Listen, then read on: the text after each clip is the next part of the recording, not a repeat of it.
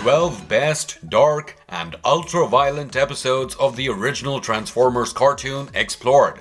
Transformers 1984. Written and recorded in America, the Transformers animated series, also known as Generation 1, was one of the best series in 1984. All liked and appreciated the concept of transforming robots into badass cars, jets, and other machines. The first season aired on September 17, 1984, and stretched over 4 seasons, finally ending on November 9, 1987. Transform for action.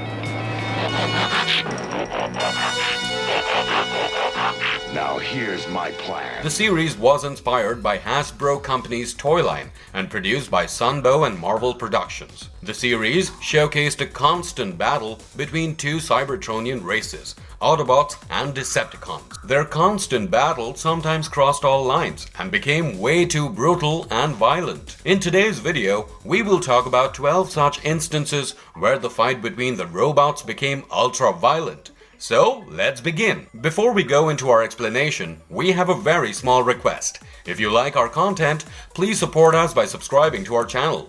This is a small click for you, but for us, it means a lot. Thank you. Let's begin. Hit him with everything.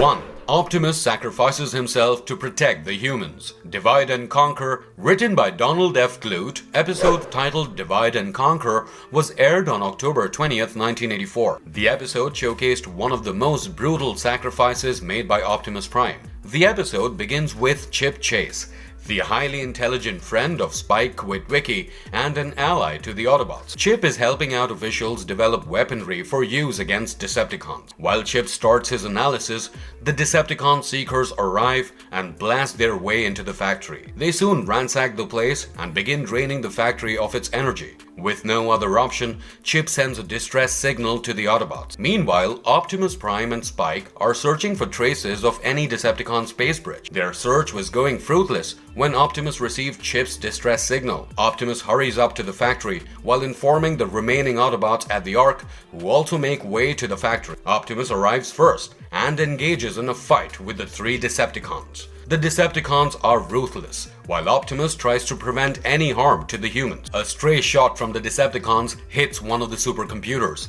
which begins a critical meltdown. Seeing the computer overloaded, Optimus realizes the potency of the forthcoming explosion. Without any second thought, he attempts to shield the humans and takes the explosion head-on. The blast results in lethal damage to Prime's circuitry, and he gets terribly weakened. Seeing Prime's condition, the Decepticons continue their attacks and finally get him collapsed. However, they fail to completely destroy Optimus as the other Autobots from the Ark arrive at the scene and save Optimus. In the later part of the episode, Prime's damage is shown to be so intense that the Autobots, along with Chase, had to visit Cybertron to get a new Cosmitron to get Prime started. The Energon cubes on Megatron's starship. 2. Optimus Prime goes full berserk to stop Decepticons. The Ultimate Doom aired on November 3rd, 1984. Season 1, Episode 8 was the beginning of the story titled The Ultimate Doom, which stretched for 3 episodes. The story was written by Dick Robbins, Bryce Malek, Douglas Booth, and Larry Strauss, showcased one of many attempts of Decepticons to attain ultimate power. However, this time the Decepticons were aided by an evil human scientist, Dr. Arkeville. The story begins with the 3 Decepticons, Starscream, Thundercracker, and Skywarp, attacking a solar power station on India's Malabar coast. Led by Optimus Prime, Wheeljack, Jazz, and Sunstreaker arrive at the scene and oppose the Decepticon. Although the Autobots soon gained the upper hand, the fight was merely a distraction schemed by Megatron. Megatron closely watched the battle remotely with Dr. Arkeville and ordered Soundwave to begin Phase 2 of Operation Guinea Pig. While Optimus and the others engaged themselves fighting at Malabar Coast, Rumble and Ravage attacked the Autobot headquarters. While the remaining Autobots tried defending themselves against Rumble, Laserbeak flew in and kidnapped Sparkplug. Once Sparkplug is taken, the Decepticons from the Malabar Coast and the Autobots headquarters retreat. Sparkplug is brought to the Decepticon headquarters where Dr. Arkeville plants a hypno-chip on Sparkplug. With the help of the hypno-chip, Dr. Arkeville and the Decepticons could gain full control over their subjects, and so they transformed Sparkplug into one of their slaves. The Autobots soon arrived and saved Sparkplug, but with the chip inside him, Sparkplug was one of the Decepticons. When taken to the Autobot headquarters, Sparkplug started behaving oddly. He even used his skills to jam the Autobot circuitry. He also sabotaged Teletran 1 and revealed their location to the Decepticons and launched a surprise attack. With the Autobots malfunctioning, the Decepticons would have nearly wiped if Spike would not switch on the fire retardant foam on time, clogging Decepticon weapons. Upon having their weapons offline, Megatron and the Decepticons returned along with Sparkplug. Megatron then finally revealed his plans of bringing Cybertron into the Earth's atmosphere. This would create a massive surge of natural disasters on Earth. But obviously, that's not Megatron's worry, and he plans on harvesting the destructive energy to become all-powerful. Finally, when the moment arrived, the Autobots tried stopping the Decepticons. Optimus Prime takes on Megatron head-on, and after exchanging a few blows, Megatron manipulates Optimus to press the final and bring their home planet to life. As Cybertron arrived, storms, hurricanes, tsunamis, and earthquakes broke out on different parts of Earth, while Arkeville kept making slaves out of humans to help Megatron gather energy for Cybertron. Meanwhile, the Autobots send the Dinobots to prevent as much destruction as possible to Earth. Optimus learns that Sparkplug has been sent to Cybertron and assigns Wheeljack, Brawn, Trailbreaker, and Bumblebee to take Spike and free Sparkplug from the Decepticons and their hypno-chip. They find Sparkplug, who instantly summons the Decepticons. Shockwave and Soundwave arrive, but they are defeated by Starfire's assistance. They also manage to free Sparkplug using Wheeljack's newly made device, capable of rendering the hypno-chip useless. On Earth, Megatron oversees the loading of a shuttle with Energon cubes when the Autobots arrive. Megatron escapes with the Energon while Earth is on the verge of getting destroyed. Spike stated that only if Cybertron could be removed from Earth's orbit, all the calamities and dangers could be averted. However, relocating Cybertron would require a lot of concussive force, and so Prime asked everyone to shoot Megatron's ship as he is escaping with a lot of energon. Soon, they succeeded in doing so, and the massive explosion removed Cybertron out of Earth's orbit.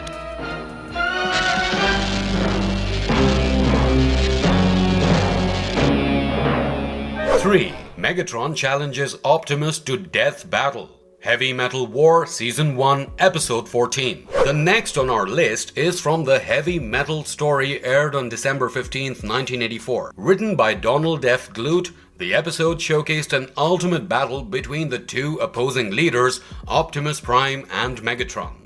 As the Decepticons are known for their deceiving nature, Megatron again plans to destroy the Autobots using his tricks. He steals an energy conversion device with the aid of his Constructicons, which he had made out of scraps. The machine helped him to absorb the power chip rectifiers from his Decepticon warriors. Megatron then challenges Optimus Prime for a one-on-one battle as honored by the Cybertronian law. Whoever lost the battle would have to leave Earth with his army and settle somewhere in deep space. Optimus accepted the challenge and assured his army of his victory. Megatron instructed his Constructicons to locate Teletran 1 and destroy it, as it could identify the different power chips in Megatron. The two sides finally meet and get ready for their royal duel fight. Optimus is confident, while Megatron now has the power of all his Decepticon warriors. Optimus soon gets overwhelmed by Megatron's might and accepts defeat. Meanwhile, the Constructicons have located Teletran 1 and have entered the lab. Luckily, the Dinobots guarding it get the intruder alert and stop the Decepticon forces. The Constructicons are combiners, and they merge to form a huge Decepticon robot, Devastator. While the Dinobots struggle with Devastator, Optimus and the Autobots learn about Megatron's cheating from Teletran 1. Devastator is too strong and cannot be defeated, and so Hound distracts him with a hologram of an Autobot even bigger than Devastator. The plan distracts Devastator, and Optimus takes a clean shot at him. dismantling him into the Constructicons. The Dinobots handled the rest and pushed them into lava. The remaining Autobots do the same for Megatron and his Decepticons and drop them all into molten lava. But there can only be one real Prime. We've got to set up some tests of our own. I welcome the challenge. 4. Optimus Prime clone tried to destroy Autobots. A prime problem. Amongst many tricks and schemes of Megatron, this one is about destroying every single Autobot with the help of Prime's clone. Season 2, Episode 8 was written by Dick Robbins and Bryce Malek and named A Prime Problem. The episode was aired on October 2nd, 1985 and began with the Decepticons discovering an Earth's crevice filled with corlonium crystals, which are lethal to electric circuits even with the slightest contact. Megatron sets up their temporary base nearby and waits for the Autobots to arrive. The Autobots soon intercept the heat signatures of the crystals and reach the spot, only to get ambushed by the Decepticons. While the Autobots fought the Decepticons, Laserbeak scanned Prime's visuals from all angles and sent them to Megatron, who used them to create a clone of Optimus out of his clone synthesizer. The clone looked exactly like Optimus and even had identical attributes. While Optimus got knocked out in the fight, the clone joined the Autobots and went back to their base. At the base, the clone failed to gain access to Teletran 1 and even addresses Ironhide as Bumblebee. Before the clone could create any further suspicion, the real Optimus arrived at the base. Not only the Autobots, but even Teletran 1 failed to spot any difference between the two primes. They conducted a few tests based on skills and speed, but the two primes were equal. The tests took a halt as Teletran 1 reported an increase in thermal activity from the crevasse. Ironhide declared that till the real Prime is identified, he will be taking charge as a leader. Once they reached the crevasse, the Decepticons ambushed them, and the fight began between the two sides. Meanwhile, to make the clone win everyone's trust, Megatron planned to sacrifice a clone of Starscream in the hands of Optimus' clone. However, before he could complete, Starscream escaped Megatron's base, thinking he would be sacrificed. He was later brought back by Laserbeak and spotted by Spike and Windcharger, who followed them to the Decepticon base. The two learned about Megatron's plans and decided to let Autobots know of it as soon as possible. Unfortunately, Spike gets captured. The clone wins everyone's trust after killing Starscream and asks everyone to follow him to the crevasse before Windcharger arrives and tells them the story. He also tells them that Spike has been captured by Megatron, which the clone ignores while the real one is ready to save him first. This point of difference exposed the clone, as Optimus would never leave a human life in danger. The clone is identified, and Megatron flies off in hopes of returning someday, leaving Spike. No mercy!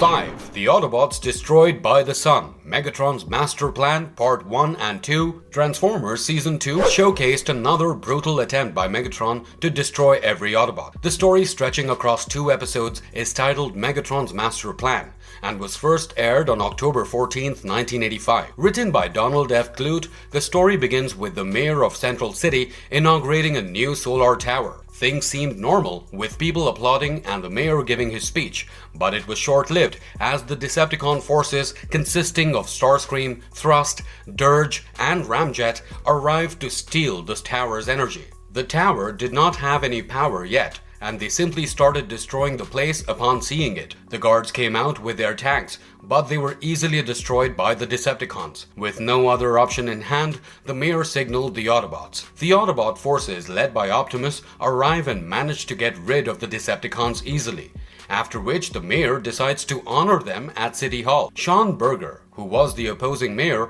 watches all these events back at his office with regret and asks all his guards to leave him alone. A strange cassette on his table transforms into Laserbeak, who takes Sean Berger to Megatron. Megatron schemes with Sean and tells him that the Decepticons are the real good guys and the Autobots are the villains. They take him to an oil field where Optimus and the other Autobots are seen stealing energy for their Energon cubes. Berger films this.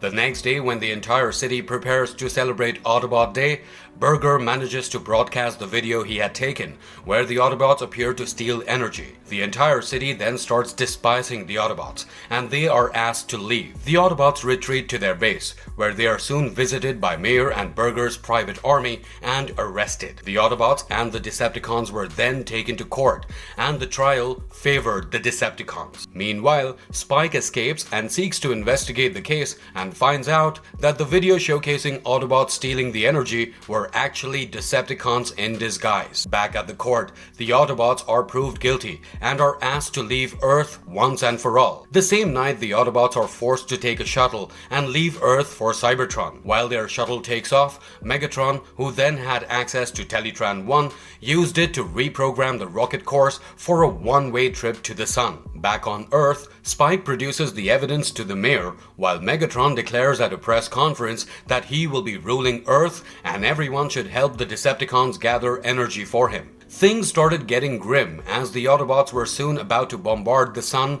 and on Earth, the humans were transformed into Decepticon slaves. However, the Autobots escape through a narrow margin owing to Trailbreaker's force field and start their journey to Earth. Upon reaching Earth, Optimus assembles all members of the Autobots for an epic battle against the Decepticon forces, including the Insecticons and Constructicons. They finally win, and the Decepticons are made to retreat.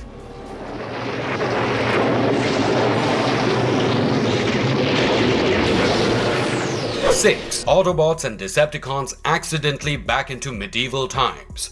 A Decepticon raider in King Arthur's court. The story begins with Warpath and Hoist battling against Starscream, Rumble, Ravage, and Ramjet. After a while, the Decepticons decide to retreat due to their low energy. Sensing signals of energy, Rumble and the other Decepticons enter a cave where they accidentally get transported to Britain in 543 AD. Upon arrival, they are greeted by Sir Wiggend Blackthorn and knights, who believe that they are knights of an enemy realm. Wiggend was battling against Sir Atheling, and the Decepticons agreed their support to him.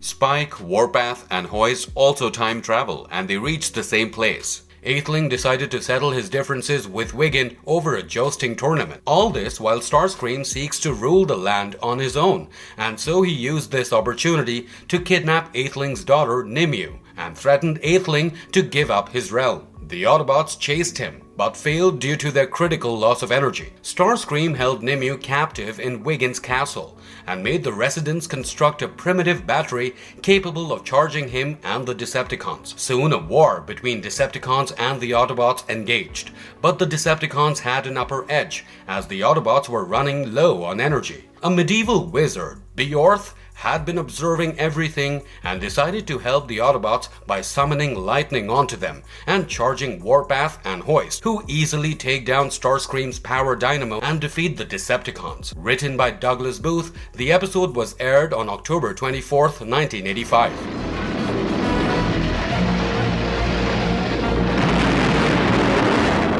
7. The Decepticons endangered the Earth by drilling into its core. Season 2, titled The Core, first aired on October 29, 1985, and showcased yet another clash between the Cybertronian races, Autobots and Decepticons, where the Megatron planned on drawing energy from the Earth's core, leading to permanent destruction of the planet. Written by Dennis Mark, the story begins at an underground cavern near a waterfall, where the Constructicons are digging a massive drill to tap into the Earth's molten core as per Megatron's instructions. While driving through the area, Jazz, Prowl, Gears, Mirage, and Sunstreaker discover something unusual with the course of a river and find the Constructicons nearby. They try investigating the scenario, but the Constructicons combine into Devastator and attack the Autobots. While the Autobots are engaged in battle, Mirage goes invisible and discovers what the Decepticons are up to. He later joins the group and manages to escape with them after distracting Devastator and taking him down. Back at the Autobot base, they learn from Teletran 1 that drilling to the core might lead to the total annihilation of the planet. In hopes of stopping the Decepticons, Wheeljack and Chipchase create a device known as Dominator Wrist, which, if placed on every Constructicons, would give prime control of Devastator. The Autobots reach the drilling site, and Ironhide freezes the water, causing the drill to heat up. Prime manages to place the Dominator risks on the Constructicons. Megatron claimed to be aware of all of Autobots' tactics and ordered the Constructicons to combine and form Devastator. Devastator attacks Prime, but Wheeljack activates the discs to gain control over him, who is now attacking the Decepticons. Megatron orders his troops to enter the cave, which soon gets sealed by Devastator. While the Autobots believed they had stopped the Decepticons, Megatron had plans of his own. He stated that he had a device to override Autobot control over Devastator, and also enough water to continue drilling in hiding. At the Autobot base, they encounter an earthquake. They sense the ongoing drilling and rush to the site. Being aware of their arrival,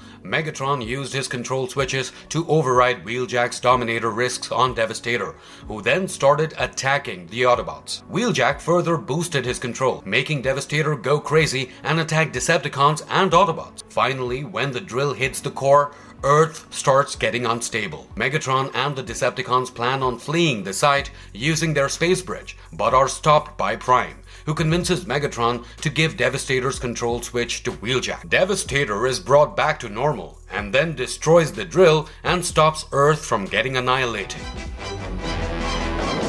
You have failed again, Starscream! It's a trap!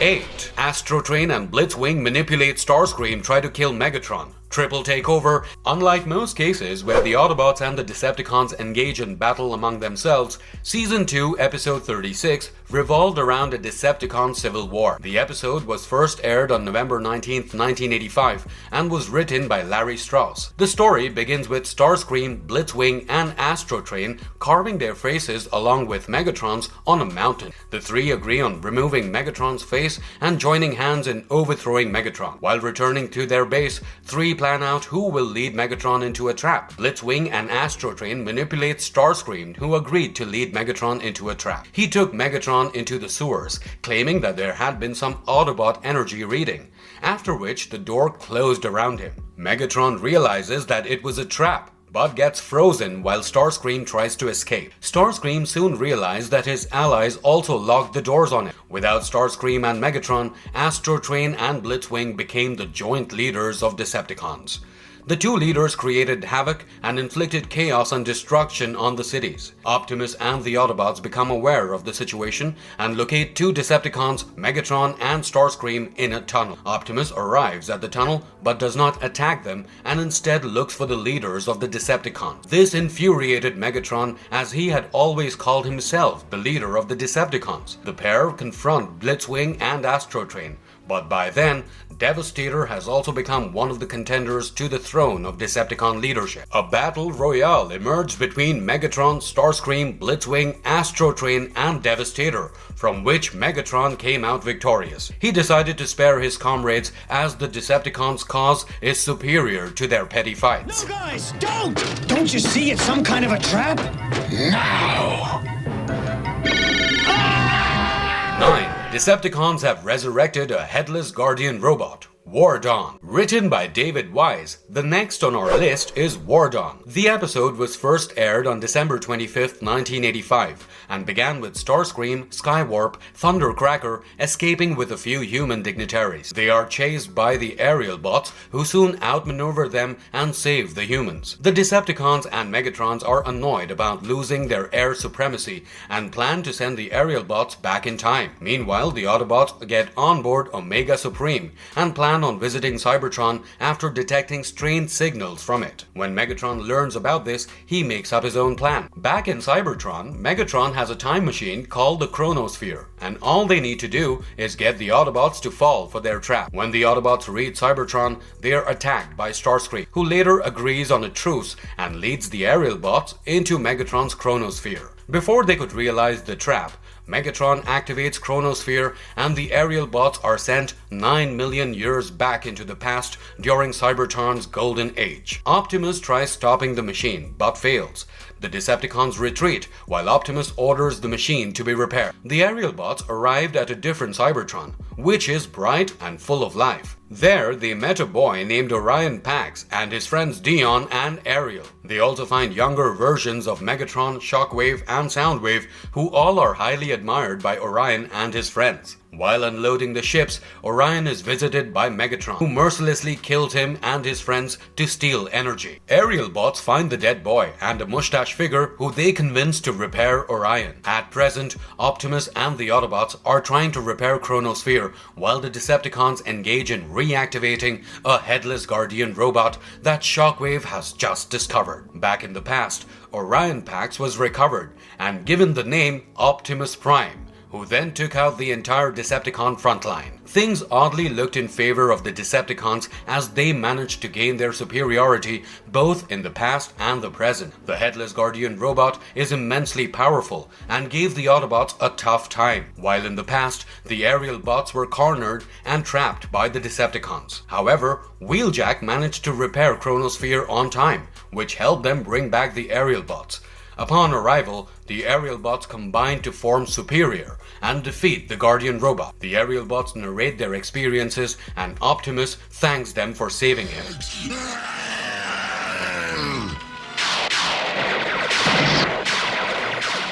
10. 5 Faces of Darkness. Written by Flint Dill, 5 Faces of Darkness stretched over 5 episodes in Season 3.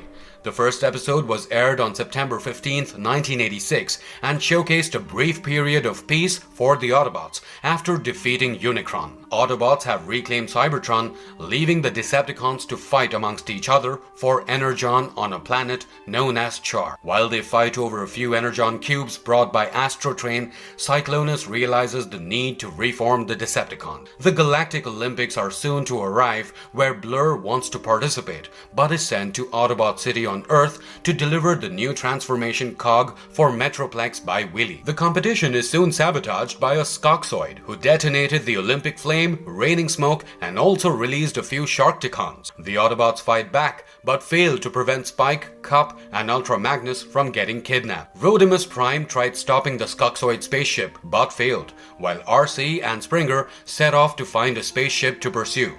On the other hand, the Decepticons get access to Unicron's memory banks and deduce that their once leader Galvatron is still alive. Springer and RC follow the Skoxoid ship and attack it. Skoxoid manages to escape in a smaller ship and calls in his benefactor to confirm that the Autobots do suspect the Decepticons of this incident. Back on Char, the Decepticons, confident in their leader's survival, mustered the courage to attack Rodimus Prime and Grimlock. The Skoxoid ship, now commanded by Springer and RC, arrives and rescues Rodimus and Grimlock. The Decepticons let them escape as they now have greater plans, such as finding Galvatron. Rodimus is badly injured and repeats calling Springer. RC deduced that Rodimus wanted Springer to lead the Autobots while Rodimus's life force slowly disappeared. It later seemed that Rodimus was going through a trippy journey where he realized that it was not the Decepticons but the Quintessence who kidnapped Spike and others.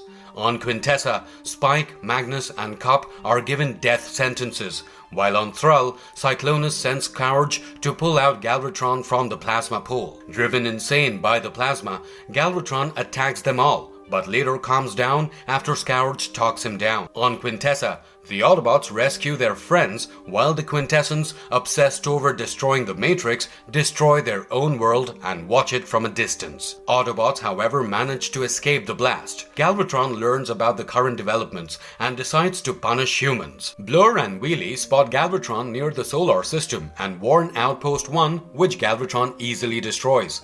Wheelie and Blur flee to planet Jupiter, but Galvatron attacks them with massive explosions, disrupting both their transformation cogs. The Quintessence soon ally with the Decepticons. The Autobots are stuck on a goo planet where the gum-like ground prevents them from leaving. The Decepticons soon arrive and open fire on the Autobots. Galvatron is not happy with Quintessence and plans on punishing them. He finds the Quintessence ship and attacks them, and finally spares them after they offer him the Decepticon Matrix of Leadership. A battle breaks out between Decepticons and Autobots, both at Cybertron and on Earth. The Decepticons later realized that the Quintessence lied to Galvatron and they do not have the Decepticon Matrix. To make things worse, the Quintessence are planning to make the Sharkticons pull a large switch capable of deactivating Transformers all over the galaxy. All this was figured out by Blitzwing, who tried reasoning it with Galvatron. Galvatron didn't care a bit and beat up Blitzwing. With no other choice in hand, Blitzwing joined the Autobots. Together they stopped the Sharkticons, and Blitzwing even attacked Galvatron to save Rodimus. Live again.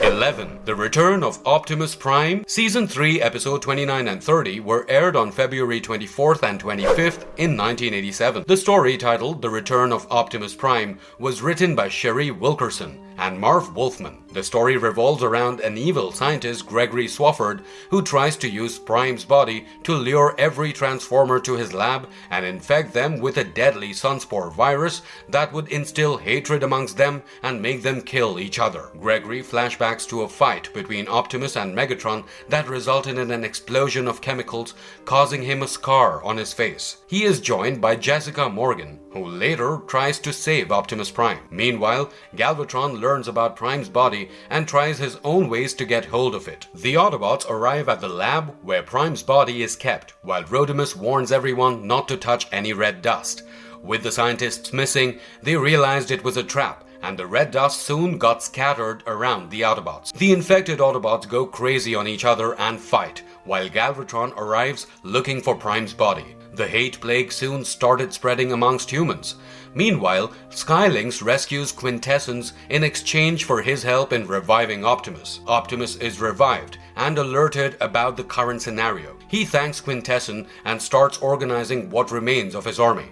Most of the Autobots were infected, except Cup, Wheelie, Blur, Bumblebee, Steeljaw, and Blaster. Back at Char, Galvatron is being hunted by the infected Decepticons.